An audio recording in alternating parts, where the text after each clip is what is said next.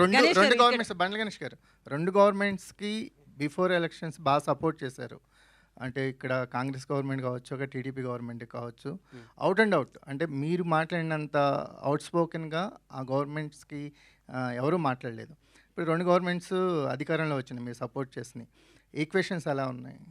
ఒకటి గుర్తుపెట్టుకోండి, నా మనసుకు నచ్చితే వాళ్ళు ఎవరైనా కానీ ఎవరు కష్టాలు ఉంటే వాళ్ళ దగ్గర నిలబడటం నాకు అలవాటు. ఇప్పుడు గవర్నమెంట్ ఇప్పుడు లాస్ట్ నేను ఎదురు తిరిగిన గవర్నమెంట్ వాళ్ళు ఇప్పుడు వాళ్ళని అనమాట నేను అన్నాను, ఎందుకంటే వాళ్ళు ఆల్రెడీ కష్టాలు ఉన్నారు కదా, నేను అన్నాను నా నైజం కాదు అది. ఇందాక మీరు గణేష్ గారు ఇప్పుడు మీరు మాట్లాడుతున్న దానికే ఒక క్వశ్చన్, కష్టాల్లో ఉన్నారు కాబట్టి నేను అనను అన్నారు. మీరు మీకు బతుకునిచ్చిన మీ దేవుణ్ణే విమర్శించారు, దాన్ని మేము ఎట్లా చూడాలి? నేనా పవన్ కళ్యాణ్ గారిని ఏమన్నారు? నేను ఎక్కడో ఊహించుకున్నారు, ఇట్లా ఉండిపోయారు. రేవంత్ రెడ్డితో పోల్చారు, చాలా మందితో పోల్చి మాట్లాడారు. నెవర్. మీరు ఒకసారి వినండి అది బయట. నువ్వు చెప్పు తల్లి, ప్రాణం పోయినా నా డెడ్ బాడీ కూడా పవన్ కళ్యాణ్ విమర్శించు, మర్చిపో, వదిలే అమ్మ బంగారం. కాదు, నీకు తెలియదు. నేను చచ్చిపోయిన నా శవం కూడా పవన్ కళ్యాణ్గా నీళ్ళెత్తి చూపుతాం. That is my blood, that is my character. మాట్లాడండి, వినండి అమ్మా అన్న, నేను చెప్పాలి, అమ్మాయికి సమాధానం చెప్పాలి. నా ప్రాణం పోయినా నేను ఫస్ట్ అధికారంలో ఉన్నప్పుడు ఒక రకంగా, అధికారంలో లేనప్పుడు ఒక రకంగా పిచ్చి పిచ్చిగా మాట్లాడటం కానీ, నా మనసుగా నచ్చితే దేవుడైనా ఎదిరిస్తా, నచ్చకపోతే నచ్చితే వాళ్ళు ఎవడైనా కాళ్ళు పట్టుకుంటారు. నా క్యారెక్టర్ అది.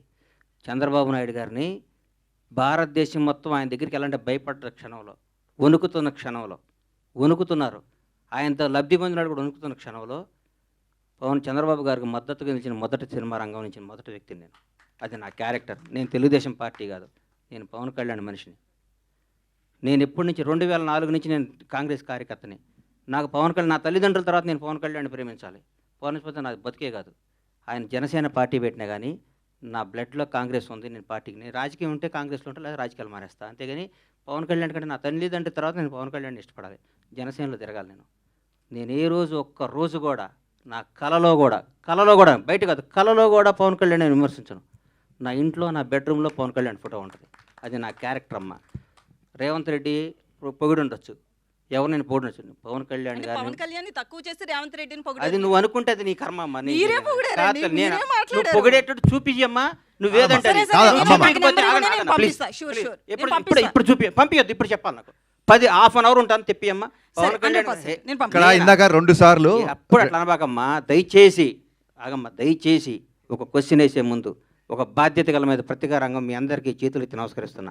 1-2 సార్లు క్వశ్చన్ చేసుకొని ఏదో అడగాలి, ఏదో మీరు క్రేజ్ తెచ్చుకోవాలి, ఏనమ్మా ఏదో మీరు క్రేజ్ తెచ్చుకొని అడగబాకండి. భగవంతుడి మీద సాక్షిగా నేను పవన్ కళ్యాణ్ గారిని అనలేదమ్మా, బంగారం అనలేదమ్మా, ప్లీజ్ తప్పమ్మా, అనబాకమ్మా, నన్ను అనబాకమ్మా.